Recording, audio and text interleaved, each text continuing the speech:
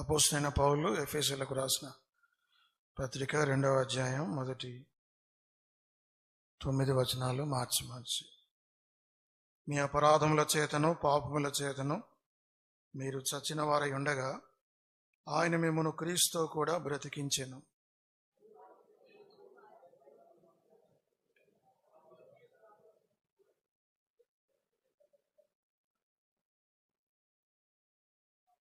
వారితో కలిసి మనమందరమును శరీరం యొక్కయు మనసు యొక్కయు కోరికలను నెరవేర్చుకొనుచు మన శరీరాశను అనుసరించి మునుపు ప్రవర్తించుచు కర్మవారి వలనే స్వభావ సిద్ధంగా దైవోగ్రతకు పాత్రలమై ఇంటిమి.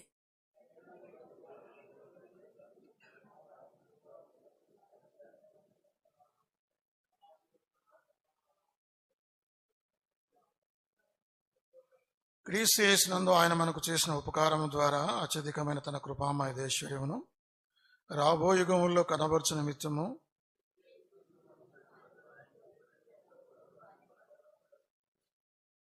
మీరు విశ్వాసం ద్వారా కృపచేతను రక్షింపబడి ఉన్నారు. ఇది మీ వలన కలిగినది కాదు, దేవుని వరమే.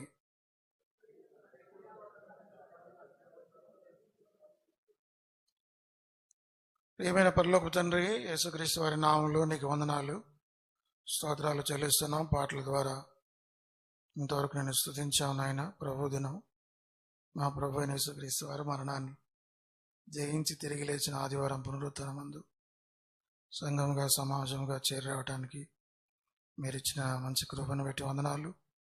ప్రభు ఈ సమయంలో చదవబడిన వాక్య భాగాన్ని దీవించి ఆశీర్వదించము. ఈ వాక్య భాగం ద్వారా నాతో మాతో మా అందరితో మాట్లాడము.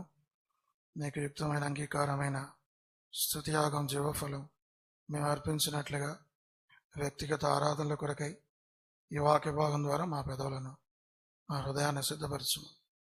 నలబడిన దాసుడికి ఆలో నిష్ప్రయోగుడు దయతో నీ కుమారుడైన యేసుక్రీస్తు వారి కలవరి శిలువ రక్త పురోక్షణ కింద నేను తెచ్చుకుంటూ నీ ప్రజలేట ధైర్యంగా నిలవబెట్టము, నన్ను బలపరచము, నీ అభిషేకం అనుగ్రహించము.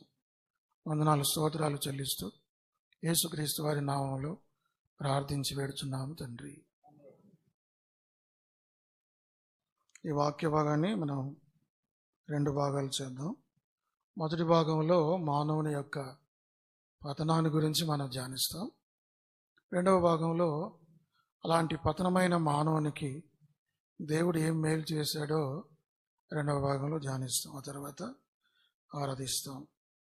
కాబట్టి నిజమైన ఆరాధన ఇలా ఎప్పుడు వస్తుందంటే మన గత జీవితం, మన వర్తమాన జీవితం, మన భవిష్యత్ జీవితాలు ఈ మూడింటిని కలబోసుకుని చేసేదే ఆరాధన. గతంలో నేను ఎలాగుంటినో అది తెలుపుకోకపోతే మనం హృదయపూర్వకమైన ఆరాధన చేయలేం. కాబట్టి గతంలో మనం ఎంత చెడిపోయిన వారమో, పడిపోయిన వారమో, ఎంత పాపులమో, ఎంత పతనమైన వారమో అది మనం జ్ఞాపకం చేసుకుంటూనే యేసుక్రీస్తు వారు మన కొరకు ఏం చేశాడు, ఏ విధంగా ఆయన రక్షించాడు, అది వర్తమానంలో కృతజ్ఞతలు చెప్పుకుంటూ భవిష్యత్తులో నీకున్న నిరీక్షణ కూడా జ్ఞాపకం చేసుకోవాలి. ఈ మూడింటి కలయికే ఆరాధనని గుర్తుపెట్టుకోవాలి. మొట్టమొదటిగా మరి 2వ అధ్యాయం ఎఫెసీ 1వ వచనంలో ఉంది, మీ అపరాధముల చేతను పాపముల చేతను మీరు చచ్చిన వారై ఉండగా. కాబట్టి హీఈస్ డెడ్. కాబట్టి ఒక మానవుడు మరి చనిపోయినవాడు. ఎలా చనిపోయినవాడంటే పాపముల చేత అపరాధముల చేత చచ్చినవాడు. బహుశా ఇది ఆత్మీయ మరణం కావచ్చు. బైబిల్లో మరణం ఏమిటంటే, భౌతిక మరణానికి బైబిల్ ఇచ్చే నిర్వచనం అంటే ఆ ప్రాణము లేని శరీరం ఎలాగూ మృతమో, యాకోబు 2:26లో ఉంది. ప్రాణము శరీరము ఈ 2 ఎడబాటే మరణము అని బైబిల్ ఇచ్చే నిర్వచనం.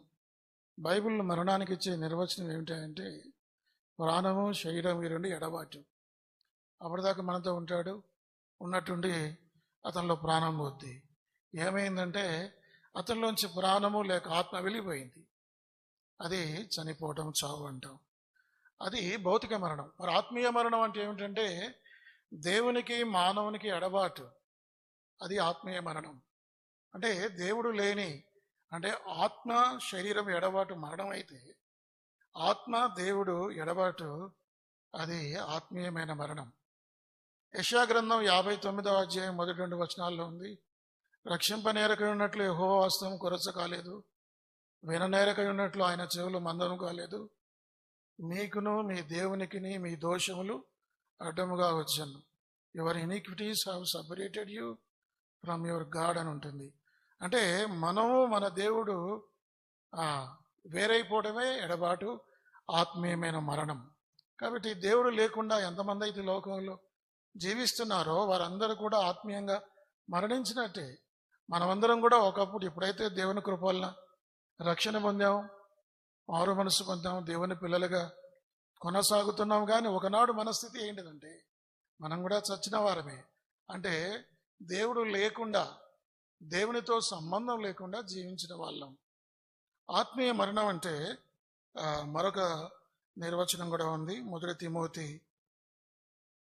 5వ అధ్యాయం 7వ వచనం, 6వ వచనం. 1 తిమోతి 5:6 అక్కడ రాయబడిన మాటలు, సుఖభోగముల యందు ప్రవర్తించినది బ్రతుకుచుండియు సచ్చినదై ఉండును. వారు బ్రతుకుతారు కానీ చనిపోయిన వారు. కారణం ఏంటంటే సుఖభోగములు, కాబట్టి పాపములు. ఈ ఆత్మీయ మరణానికి కారణం ఏమిటంటే మరి అపరాధములు, పాపములు. దేవునితో మనం ఎందుకు దూరమయ్యాం? దేవునితో మనకు ఎందుకు సంబంధం లేదు? ఒకప్పుడు సంగతి. రక్షణ పొందని వారి గురించి మాట్లాడుతున్నా. అంటే దేవునికి వారికి సంబంధం లేకపోవటమే ఆత్మీయమైన మరణం.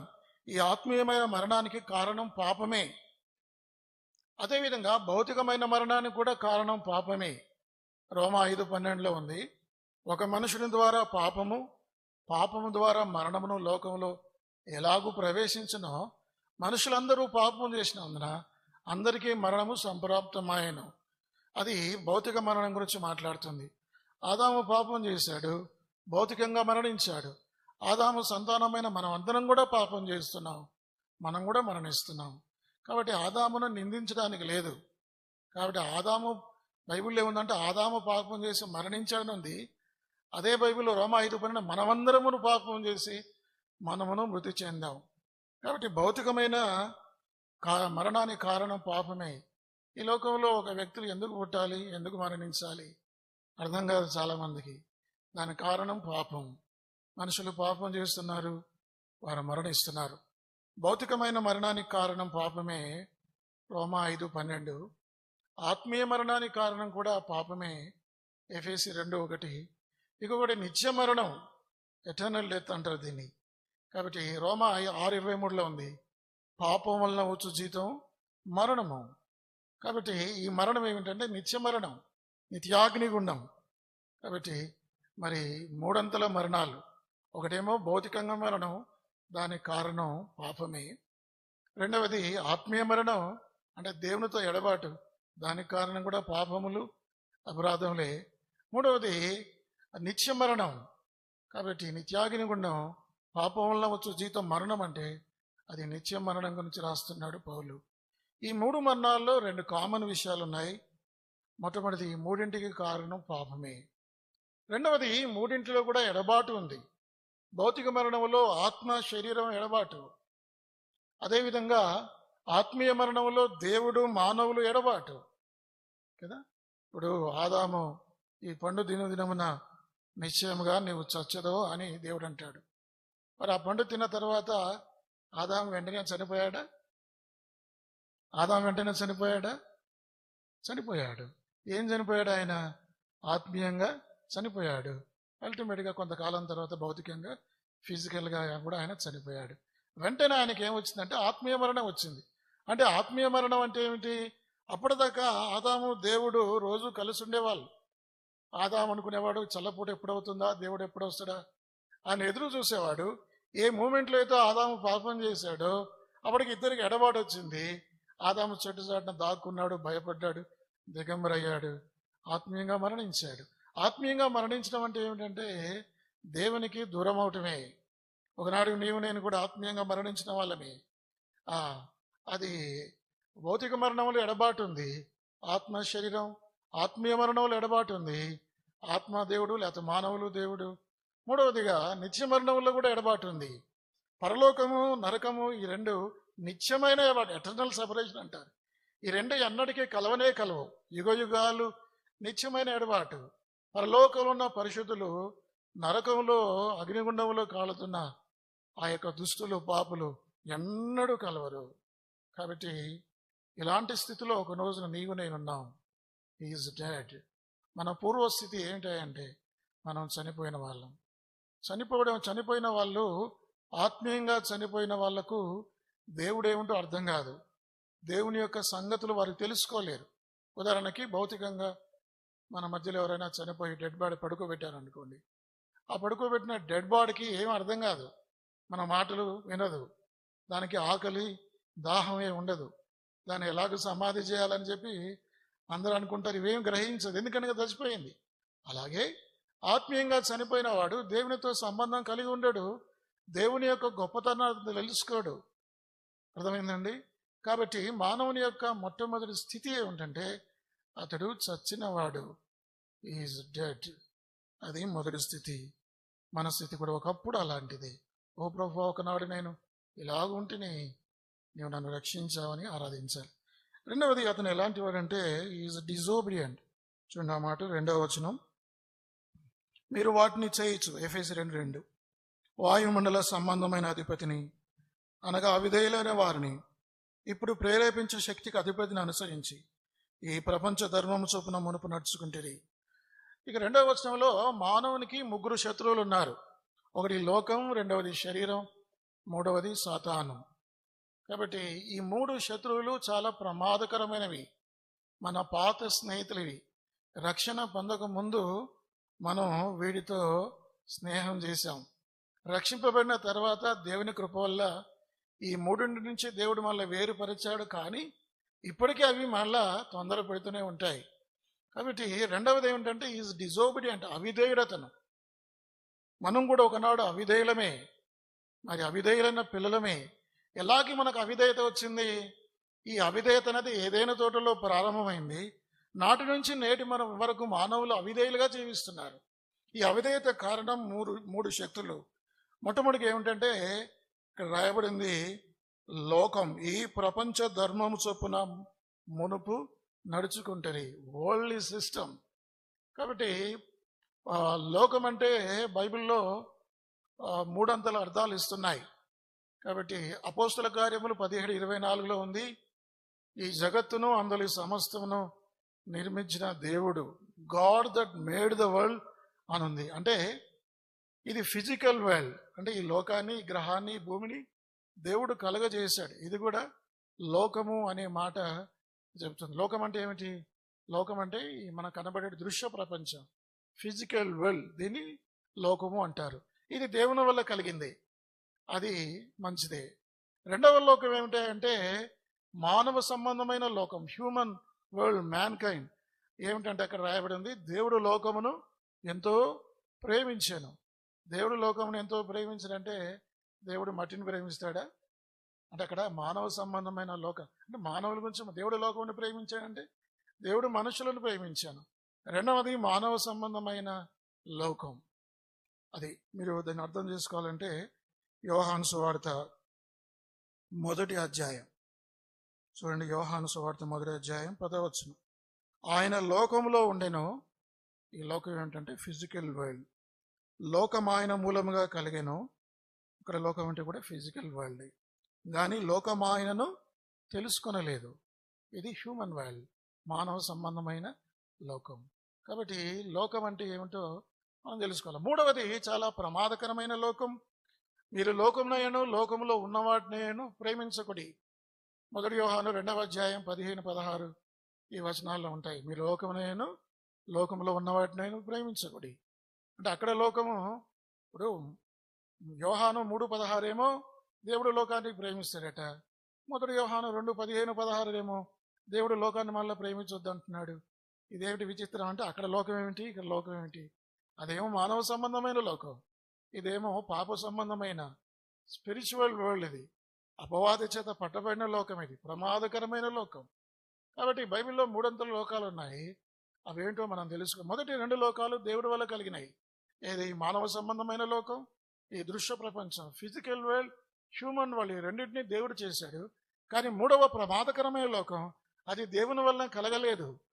కాబట్టి ఆ మాటలు 1 యోహాను 2:15-16-17లో ఆ మాటలు ఉంటాయి. ఇవి లోక సంబంధమైనవి అని ఆ మాటలు ఉంటాయి. కాబట్టి మరి ఆ లోకమనే ఒక శత్రువు, బలమైన శత్రువు, అంటే ఈ లోక ఆకర్షణలు అని ఉంటుంది. యేసు ప్రభువు అంటాడు, నేను లోక సంబంధిని కానట్టు వీరులు లోక సంబంధులు కారు. అంటే యేసు ప్రభువు నేను లోక సంబంధిని కానంటే ఆయన వేరే గ్రహంలో లేడు. అంటే లోక సంబంధిని కానంటే యేసు ప్రభు ఇంకేమంటే నేను లోకమును జయించి ఉన్నాను అంటే లోకమనే శత్రువును ఆయన జయించాడు. అంటే లోక ఆకర్షణలు, లోక మర్యాద, లోక స్నేహం, లోకాన్ని ప్రేమించుట, ఇది చాలా ప్రమాదకరమైంది. మీరు బయటికి వెళ్ళండి, ఈ వరల్డ్ సిస్టమ్ అంతా కూడా మనల్ని అట్రాక్ట్ చేస్తూ ఉంటుంది. చాలా ప్రమాదకరమైన పరిస్థితిలో ఉంది లోకం. లోక ఆకర్షణలకు విశ్వాసులు ఎంత మాత్రం లొంగిపోకూడదు. రోమాపత్రిక 12:2 ఈ లోక మర్యాదను అనుసరింపక, యాకోబు 4:4 ఉంది, ఈ లోక స్నేహం చేయకూడదు. 1 యోహాను 2:15-16 ఉంది, లోకాన్ని ప్రేమించవద్దు. కాబట్టి లోకమనే ఒక శత్రువు, ఇది చాలా ప్రమాదకరమైంది. కాబట్టి ఈ లోకం వల్ల మనుషులు దేవునికి అవిధేయులయ్యారు. నీవు నేను అవిధేయత కారణం ఏమిటంటే, మొట్టమొదటి కారణం లోకం, వరల్డ్. అది మొదటి సంగతి. రెండవది మనకున్న శత్రువు ఎవరంటే శరీరం, ఫ్లెష్. శరీరం అంటే బాడీ కాదు, ఇది కాదు, నా శరీరం కాదు. నా శరీరం పాప సంబంధమైనది కాదు. అంటే శరీరం అంటే బాడీ. ఎందుకంటే ఇందులో మాంసము, రక్తము, ఎముకలు ఇవి తప్ప ఏమి ఉండవు. ఇది ఏమి చేయగలదు? ఇది మట్టిలోకి పోయేది. మరి శరీరం అంటే ఏంటంటే ఫాలెన్ నేచర్, సిన్ఫుల్ నేచర్ అని ఉంటుంది న్యూ ఇంటర్నేషనల్ వర్షన్. NIVలో spirit contrary with sinful nature అనే మాట ఉంటుంది. ఆత్మ శరీరమునకును, శరీరం అంటే సిన్ఫుల్ నేచర్, పాప స్వభావము. ఈ పాప స్వభావము మళ్ళీ డామినేట్ చేస్తూ ఉంటుంది. ఈ పాప స్వభావం, ఈ శరీర స్వభావం, ఈ పడిపోయిన స్వభావము, ఇది ఆదాము నుండి వచ్చిన స్వతహాగా వచ్చిన స్వభావం, ఇది శరీర స్వభావము. కాబట్టి రెండవ శత్రువు మనకు ఎవరా అంటే శరీరం. ఈ శరీరం అనేది చాలా ప్రమాదకరమైనది. ఫ్లెష్ అనేది, శరీరం అనేది చాలా ప్రమాదం. ఈ శరీరం వల్ల మనం అవిధేయులుగా మారాం. అది రెండవది. ఇక మూడవది చాలా ప్రమాదకరమైన శత్రువు చూడండి, ఎఫెసీయులకు రాసిన పత్రిక 2:2 మీరు వాటిని చేయొచ్చు, వాయుమండల సంబంధమైన అధిపతిని అనగా అవిధేయులైన వారిని ఇప్పుడు ప్రేరేపించు శక్తికి అధిపతిని అనుసరించి. మూడవది ఏమిటంటే సైతాను, లోకము, శరీరము, అపవాది, ఈ మూడింటి వల్ల కూడా మానవుడు దేవునికి అవిధేయుడయ్యాడు. కాబట్టి అపవాది గర్విష్ఠుడు, గర్వాంధుడు. మనం కూడా ఎవరైతే గర్విష్ఠులుగా ప్రవర్తిస్తారో వారు దేవునికి, అపవాదికి సంబంధించిన వారు. దేవుడు తగ్గించుకున్నాడు. యేసు ప్రభు వారు సృష్టికర్త, సృష్టం వల్లే ఏమీ లేనివాడుగా ఆయన లోకంలో తగ్గించుకున్నాడు. అపవాది సృష్టించబడిన వాడు సృష్టికర్త కంటే ఎక్కువగా హెచ్చించుకున్నాడు. కాబట్టి గర్వం అనేది అపవాది లక్షణం. దేవుని బిడ్డలమైన మనం అంత మాత్రమే కాదు, అపవాది వాడు దొంగని దేవుని వాక్యంలో యోహాను సువార్త 10వ ఉంది. దొంగతనమును, హత్యను, నాశనం చేయడం తప్ప మరి దేనికి నేను రాలేదని దేవుని వాక్యంలో ఉంది. కాబట్టి దేవుని బిడ్డలమైన మనము ఈ మూడు శత్రువులు మళ్ళా ఎప్పుడు ఆకర్షిస్తుంటాయి. కాబట్టి లోకం వలన, శరీరం వలన, సాతాను లేక అవిధేయత, అపవాది వలన మనం అవిధేయులుగా చేయబడ్డాం. ఓ ప్రభువా, మరి ఒకనాడు నేను సచ్చినవాడను, రెండవది నేను అవిధేయుడను. ఈ అవిధేయత కారణం లోకము, శరీరము, సాతాను. అది రెండవది. మూడవది ఏమిటంటే 3వ వచనం, ఎఫెసీ 2:3 ఉంది, వారితో కలిసి మనం అందరమును శరీరం యొక్కయు మనసు యొక్కయు కోరికలను నెరవేర్చుకొనొచ్చు, మన శరీర ఆశలను అనుసరించి మునుపు ప్రవర్తించచ్చు. కాబట్టి మొట్టమొదటిగా మరి మానవుడు ప్రపంచాన్ని అనుసరించుకున్నాడు, రెండవదిగా అపవాదిని అనుసరించాడు, మూడవది శరీరాన్ని అనుసరించాడు. కాబట్టి ఈజ్ డిప్రేవ్డ్. మూడవ మాట ఏమిటంటే పూర్తిగా చనిపోయినవాడు ఎవరు? మానవుడు. మరి ఎందుకు కాలం ఏమిటంటే 3వ ఉంది, మనసు యొక్కయు శరీరం యొక్కయు కోరికలు నెరవేర్చుకున్న వాళ్ళం. మన మనసు యొక్కయు శరీరం యొక్కయు ఇష్టానుసారమైన జీవితం జీవించే పరిస్థితి. కాబట్టి మానవుని యొక్క పతనంలో నేను 3 చెప్పాను మీకు. ఒకటి, అతను చచ్చినవాడు, రెండవది అవిధేయుడు, అవిధేయత కారణాలు చెప్పాను. మూడవది ఆ, అతను పూర్తిగా చెడిపోయినవాడు, ఎందుకంటే ఇష్టానుసారంగా జీవించాడు. దేవుని కృపలో రక్షింపబడ్డాం మనం. ఒకవేళ మనమే రక్షించబడకపోతే మన జీవితం ఎంత భయంకరంగా ఉండేదో అది. నాలుగవది ఏమిటంటే ఈజ్ డూమ్డ్. చూడండి ఆ మాటలు, 3వ వచనం చివరి భాగం. కడమ వారి వలనే స్వభావ సిద్ధముగా దైవోగ్రతకు పాత్రులమైనవి. దైవోగ్రత అనే మాట చిన్న మాట కాదు. అంటే పతనమైన మానవుడు నిత్య నరకాగ్నికి వెళ్తాడు. యోహాను సువార్త 3వ అధ్యాయం ఆ మాట చూడండి. యోహాను సువార్త 3వ అధ్యాయం 36వ వచనం. యోహాను 3:36. కుమారుని యందు విశ్వాసం ఉంచువాడే నిత్య జీవము గలవాడు. కుమారునికి విధేయుడు కానివాడు జీవము చూడడు గాని దేవుని ఉగ్రత వాని మీద నిలిచిండును. దేవుని ఉగ్రత వాని మీద నిలిచిండును. కాబట్టి ఈజ్ డూమ్డ్. కాబట్టి అతను పతనం చెందినవాడు, నిత్య నరకానికి, దేవుని ఉగ్రతకి వెళ్ళినవాడు. 4 అంతలుగా మానవుడు నష్టపోయాడు. ఏమిటి ఈ విషయాలంటే వ్రాయబడిన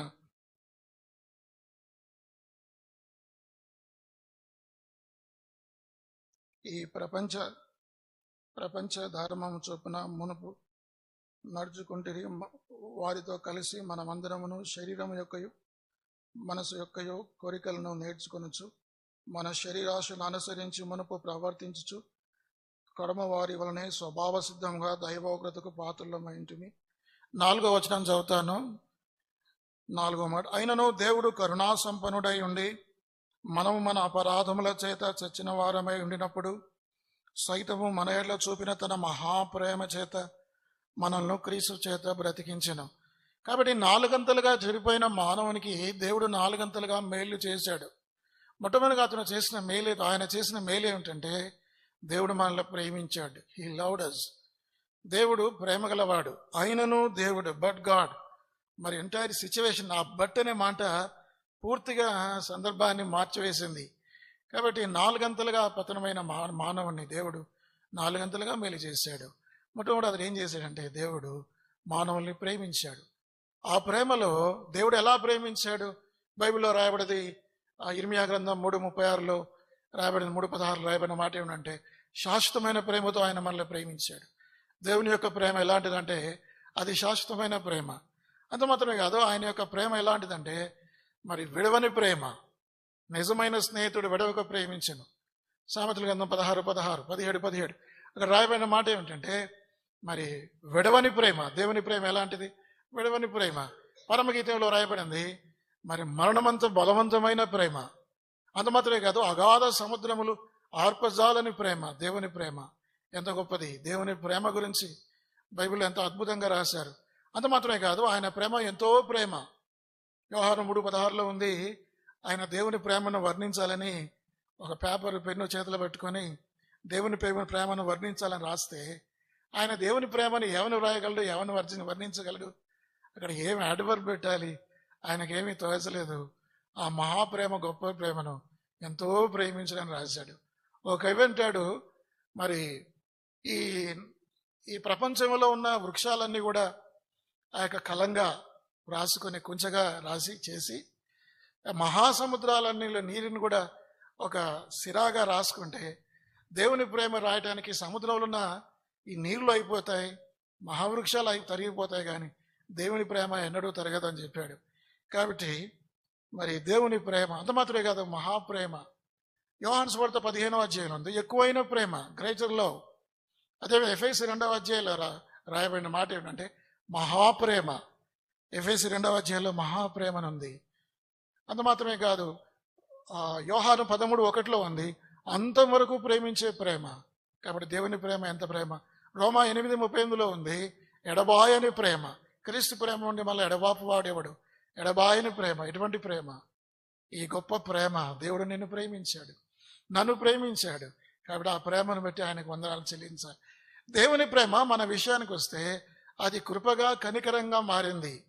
కనికరము, కరుణ అంటే ఏమిటంటే దేనికైతే మనం పాత్రలమో దేవుడు దాన్ని మనకి ఇవ్వలేదు. నిత్య నరకానికి, ఆరని అగ్నిగుండానికి, దేవుని ఉగ్రతకు మనం పాత్రలం.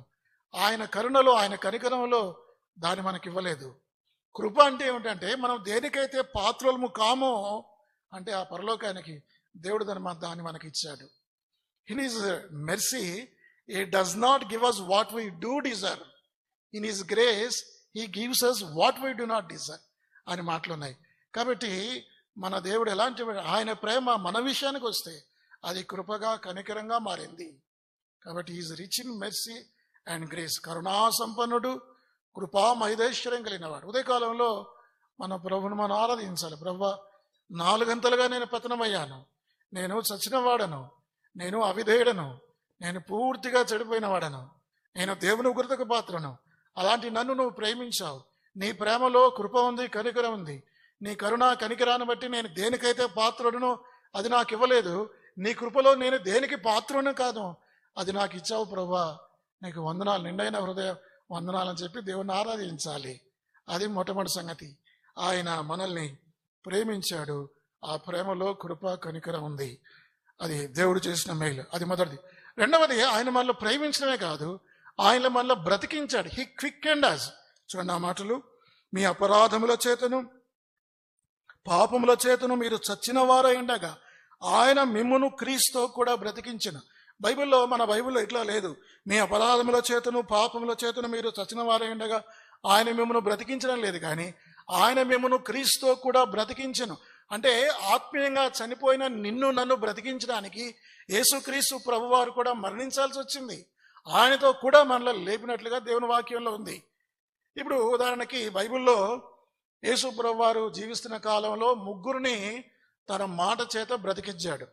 ఎవరిని? యాయిరు గ్రామంలో విధవరాలి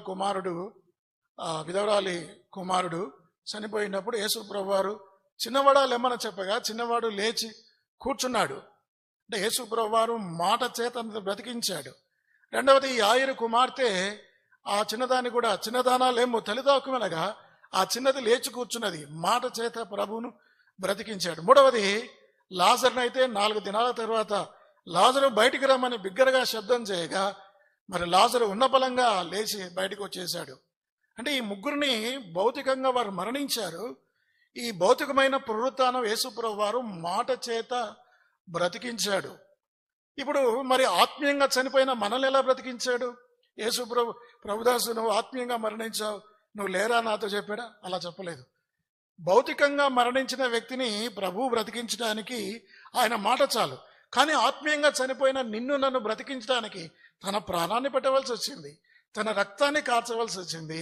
కలవర శిలువను, భారభరితమైన శిలువను గోల్గొతా వరకు మోసుకుంటూ వచ్చాడు. తన ఒంట్లో ఉన్న రక్తం ఆఖరి బట్ట వరకు ఆయన చిందించాడు. ఎన్నో దెబ్బలు, వందల వేల దెబ్బలు తిన్నాడు. తల మీద ముళ్ళ కిరీటం, కాళ్ళలో చేతుల్లో మేకులు, పక్కలో బల్లెపోటు, వీపు వెనుక కొడా దెబ్బలు, అపాదమస్తకం, రక్తసిక్తం. యేసు ప్రభువు వారి శరీరం గాయపరచబడింది. ఇదంతా ఎందుకంటే ఆత్మీయంగా చనిపోయిన నిన్ను నన్ను బ్రతికించడం కొరకే. ఇది స్పిరిచువల్ రిజరెక్షన్. ఇప్పుడు మీరు చెప్పండి, భౌతికమైన పునరుత్థానం గొప్పదా, లాజరును బ్రతికించడం గొప్పదా, లేకపోతే ఆత్మీయంగా చనిపోయిన నిన్ను నన్ను బ్రతికించడం గొప్పదా? నిన్ను నన్ను బ్రతికించడమే చాలా గొప్పది. ఎందుకంటే లాజరును, యాయిరు కుమార్తెను, విధవరాలు కుమారుని మాట చేత బ్రతికించాడు. అయితే నిన్ను నన్ను బ్రతికించడానికి తన ప్రాణాన్ని పెట్టాడు. కాబట్టి ఎంత గొప్ప మన ఆత్మీయ పునరుత్థానం, ఎంత గొప్పది. ఇక మూడవది, అది మృతుల పునరుత్థానం. మొదటిది భౌతిక పునరుత్థానం, రెండవది ఆత్మీయమైన పునరుత్థానం, మూడవది మృతుల జీవ పునరుత్థానం. యేసు ప్రభువారు మధ్యాకాశంలోకి వస్తాడు. ఆయన ఆర్భాటంతో శబ్దం చేసినప్పుడు చనిపోయిన మృతులు తిరిగి లేస్తారు. సరే, అది జీవ పునరుత్థానం. కాబట్టి ఈ 3 పునరుత్థానాల గురించి మనం తెలుసుకోవాలి. సరే, ఇప్పుడు మనం రెండవ పునరుత్థానం, ఆత్మీయమైన పునరుత్థానం గురించి మాట్లాడుతున్నాం. యేసుక్రీస్తు ప్రభువారు నిన్ను నన్ను బ్రతికించాడు. ఆ మాట 2వ అధ్యాయం, ఎఫెసీ 2వ అధ్యాయం 5వ వచనంలో కూడా అదే మాట రిపీట్ చేస్తున్నాడు. మన అపరాధముల చేత చచ్చిన వారు ఉండినప్పుడు సైతం మన ఎడల చూపిన తన మహాప్రేమ చేత మనల్ని క్రీస్తు కూడా బ్రతికించాడు. He క్విక్కెండ్ us. ప్రభా, నీవు నన్ను ప్రేమించడమే కాదు ప్రభా, నీవు నన్ను బ్రతికించావు, నీకు వందనాలు. నీవే గనక నా కొరకు ఈ లోకంలో దిగిరాకపోతే, నా కొరకు ప్రాణం పెట్టకపోతే నేను నిత్య నరకాగ్నికి వెళ్ళేవాను, నేను మృతుడనే. ప్రభా, నీవు నన్ను బ్రతికించావు, నన్ను బ్రతికించడం కొరకు నీవు మరణించావు నాయన, నీకు వందనాలు యేసు అని నిండు హృదయంతో ఆయనకు వందనాలు చెల్లించాలి. అది రెండవది. ఇక మూడవది, ఆయన నన్ను బ్రతికించడమే కాదు, ఆయన మన ఏం చేశాడంటే హీ ఎగ్జాల్టెడ్ అస్. చూడండి ఆ మాటలు, ఎఫెసీ 2:6. క్రీస్తు యేసునందు ఆయన మనకు చేసిన ఉపకారం ద్వారా అత్యధికమైన తన కృపా మహేశ్వర్యమును రాబో యుగములో కనబరుసు నిమిత్తము క్రీస్తు యేసునందు మనలో ఆయనతో కూడా లేపి పరలోకమందు ఆయనతో కూడా కూర్చుండబెట్టెను. అంటే లాజరు చనిపోయాడు, తర్వాత లాజరు లేపబడ్డాడు. మూడవది స్థితి లాజరుది ఏంటంటే యేసు ప్రభుతో భోజనాన్ని కూర్చున్న వారిలో లాజరు కూడా ఒకడు. లాజరు స్థితి చూడండి, లాజరు ముందు చనిపోయినవాడు, రెండవది లాజరు యేసు ప్రభుతో లేపబడినవాడు, మూడవది లాజరు యేసు ప్రభుతో కూర్చున్నాడు. అది భౌతికమైన స్థితి. అలాగే ఆత్మీయమైన స్థితి, మనల స్థితి అంటే మనం కూడా చచ్చిన వారం ఆత్మీయంగా, మనం కూడా యేసు ప్రభు ద్వారా లేపబడ్డాం.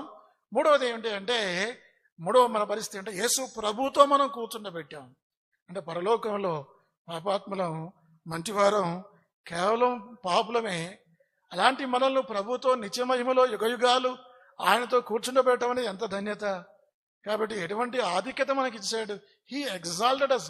ఎంతగా మనల్ని హెచ్చించాడు. ప్రభువా నీకు వందనాలు, నీవు నన్ను ప్రేమించావు, ఆ ప్రేమలో కరుణ కనికరము ద్వారా నన్ను మరి దేనికైతే నేను పాత్రను అది నాకు ఇవ్వలేదు, నీ కృపలో నేను దేనికైతే పాత్రను అది నాకు ఇచ్చావు. అంత మాత్రం కాదు ప్రభువా, నీవు నన్ను, ఈ మాటలు లిటరల్గా మీరు ఆరాధనలో చెప్పాలి. ఆరాధన అంటే ఏదో మొక్కుబడిగా వారం వారం చేసే ఆరాధన కాదు, వాక్యానుసరమైన ఆరాధన చేయాలి. నేను చెప్పిన అన్ని మాటలు మీరు చెప్పకపోయినా కొన్ని మాటలైనా మీరు గుర్తుంచుకొని ఆరాధన చేయాలి. మొట్టమొదటిగా దేవుడు నీ కోసం నా కోసం ఏం చేశాడంటే ఆయన మనల్ని ప్రేమించాడు, ఆయన మనల్ని బ్రతికించాడు. మూడవది ఆయన మనల్ని హెచ్చించాడు, పరలోకంలో ఆయన ఉండే స్థలములో ఆయనతో పాటు మనల్ని కూర్చుండబెట్టాడు. ఎటువంటి భాగ్యం ఇది, ఎటువంటి సౌభాగ్యం ఇది. నిండైన హృదయంతో యేసు ప్రభువుని ఆరాధించాడు. నాలుగవది ఆయన చేసిన 9వ వచనం, ఇది 8-9. మీరు విశ్వాసము ద్వారా కృపచేతను రక్షింపబడి ఉన్నారు, ఇది మీ వలన కలిగినది కాదు, దేవుని వరమే, అది క్రియల వలన కలిగినది కాదు, కనుక ఎవడనూ అతిశయపడ వీలు లేదు. రక్షణ అనేది మన సొంత క్రియల వల్ల కలగలేదు. ధర్మశాస్త్ర సంబంధమైన క్రియల మూలంగా ఏ మనుషుడు ఆయన దృష్టికి నీతిమంతుడిగా తీర్పు తీర్చబడ్డాడు. అయితే కేవలం ఆయన ఉచితమైన కృప వల్ల. కాబట్టి మన రక్షణను బట్టి మనం ఉప్పొంగొద్దు. మేము రక్షించబడ్డాం, నేను రక్షించబడ్డాను. ఎలా రక్షించబడ్డావు?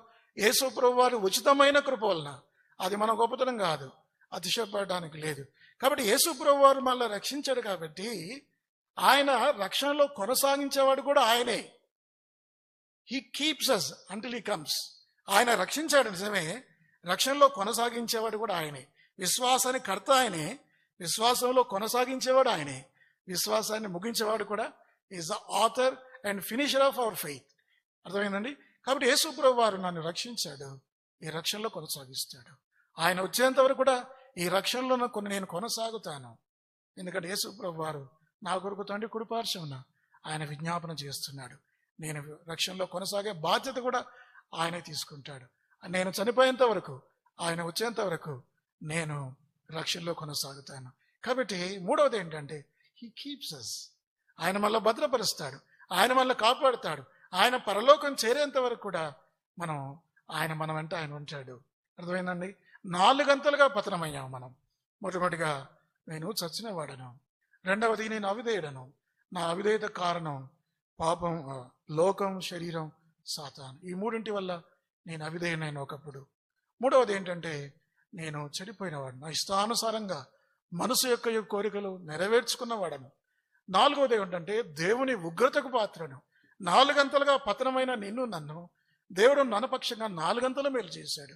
ఏం చేశాడంటే ఆయన నన్ను ప్రేమించాడు. ఆయన ప్రేమ మన విషయానికి వస్తే, ఆయన అట్రిబ్యూట్స్ మన విషయానికి వస్తే అవి కరుణగా, కృపగా మారింది.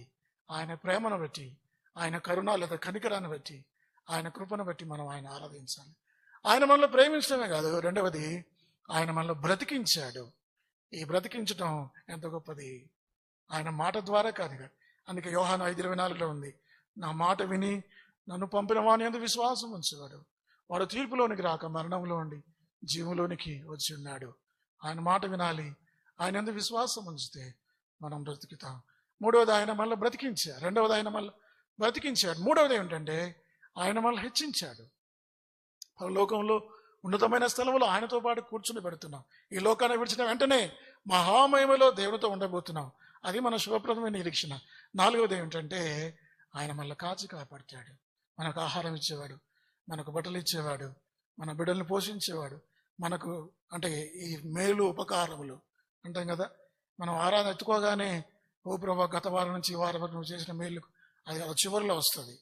కాబట్టి మనం చేసిన మేలు తలపోసుకొనొచ్చు. కృతజ్ఞతాస్తుతులు దేవుడు చెల్లించాలి. దేవుడి వాక్యమును దీవించునుగాక.